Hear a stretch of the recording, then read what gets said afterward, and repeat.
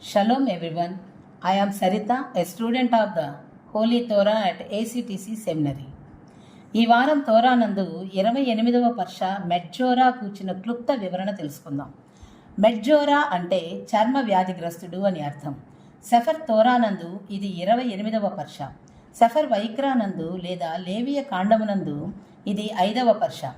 మొదటి అలియా వాక్య భాగములు సెఫర్ వైక్రా లేదా లేవియ కాండము 14వ అధ్యాయము 1 నుండి 12వ వచనముల వరకు ఎలోహిం మోషేకు మెడ్జోరా శుద్ధీకరణ విధానం గురించి సూచనలు ఇస్తాడు. జారాత్ అనగా చర్మవ్యాధి నుండి కోలుకున్న వ్యక్తిని కోహెన్ అనగా యాజకుడు పరీక్షిస్తాడు మరియు వ్యాధి నయమైనట్లు ధృవీకరించిన తర్వాత శుద్ధీకరణ ప్రక్రియ ప్రారంభమవుతుంది.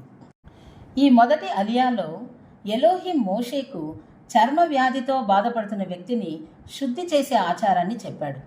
యాజకుడు ఆ వ్యక్తి స్వస్థత పొందాడని నిర్ధారణ చేసిన తరువాత 2 సజీవ శుభ్రమైన పక్షులను, దేవదారు కలప, ఎరుపు రంగు పదార్థం మరియు హిస్సోపును తెమ్మని ఆదేశిస్తాడు.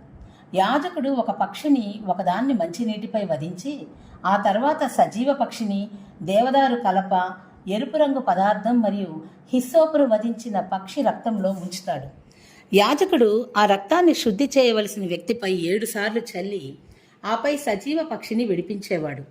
శుద్ధి చేయవలసిన వ్యక్తి తన బట్టలు ఉతుక్కొని, జుట్టు కత్తిరించుకొని, నీటిలో స్నానం చేసి ఆపై పవిత్రంగా ఉంటాడు.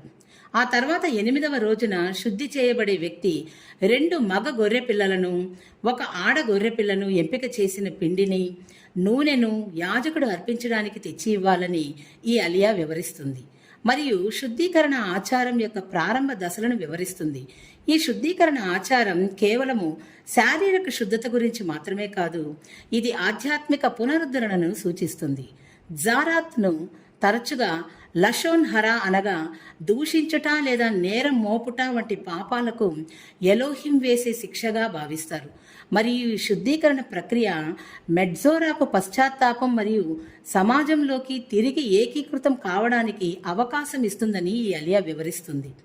ఇలాంటి మరిన్ని తోరా పాఠాల కోసం లైక్ చేయండి, సబ్స్క్రైబ్ చేయండి, మీ అభిప్రాయాలను కామెంట్ చేయండి. అందరికీ యాషువా మెస్సియా నామం పేరిట షలోమ్ లెహిత్రోత్.